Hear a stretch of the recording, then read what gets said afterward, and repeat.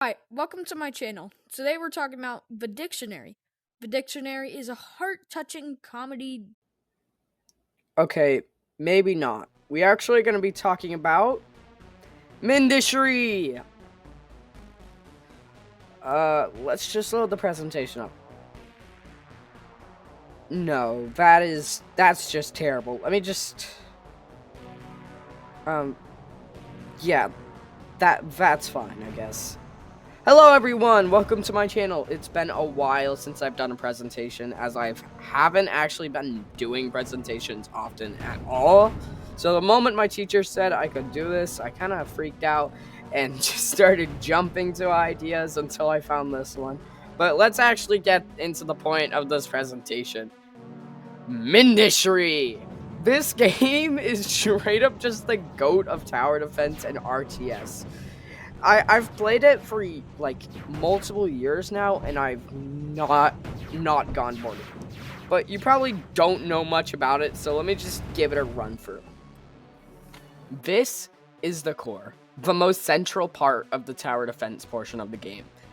And in the campaign, you are a soldier of the Sharded faction, a team that was believed to have split from an old faction turned to rubble known as the Derelict.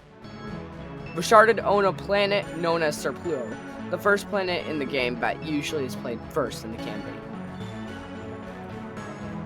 But there's a threat that arose from the unity of the Sharded faction, the Crux. This faction is believed to have been a malfunction leading to hostility against the Sharded faction.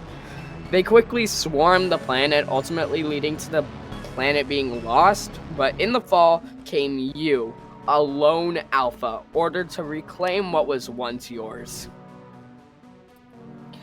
Yeah, Valor is pretty big, but let's talk about the main mechanics and how the game works.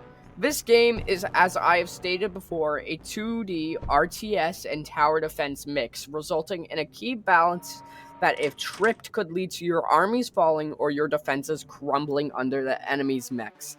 There's multiple tiers of units leading up to 5, and a mix of different types of units from air to sea, each with different weaponry for every type of situation. There is also turrets. Your turrets play a key part in the game against enemy units with a few different categories, with them being fed either different materials from your factories or power from your generators and reactors, all providing different types of effects and ranges of use for each piece, such as anti-air setups to protect your airspace or artillery setups to make sure enemies don't encroach on your territory. There's also the resource management part of the game. All turrets, units, and facilities you plan to design require resources, and it requires you to mine out materials and transport it to your base via conveyor or other forms of delivery like these.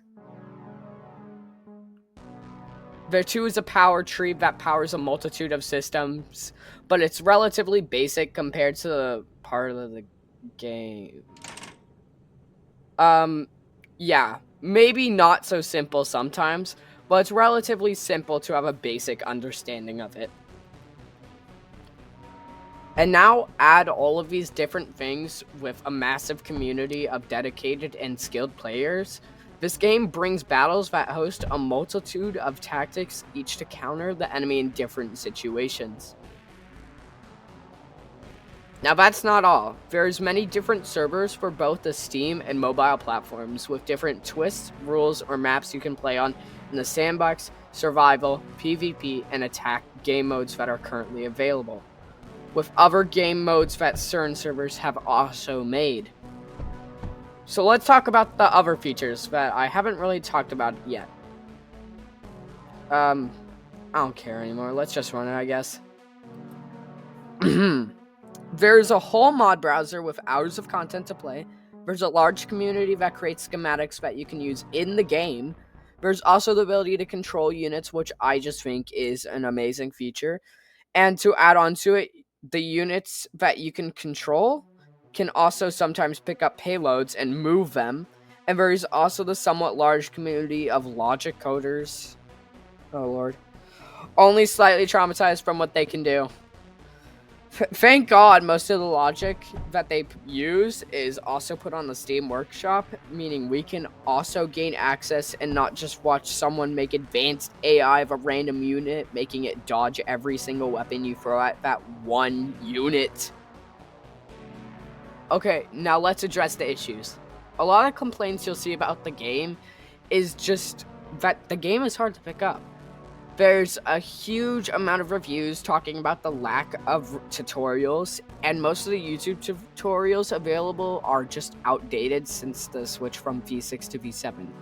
And yes, that's a genuine issue because in the campaign, they basically just address how to bring copper to a turret, mine with a unit, arm anti-air, or drill lead and copper to feed your core so you can research more things.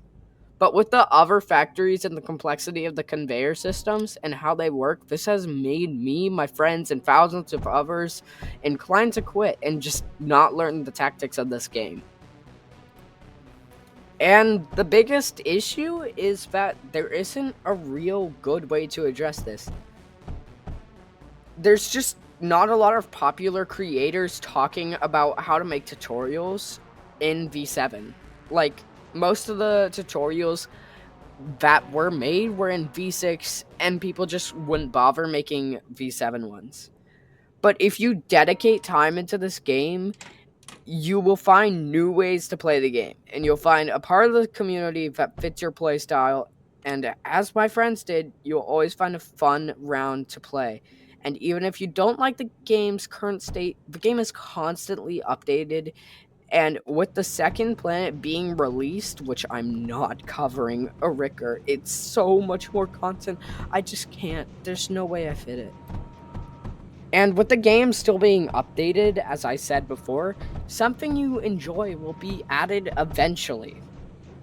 Oh, come on. Never mind, I gotta do this in like 3 days.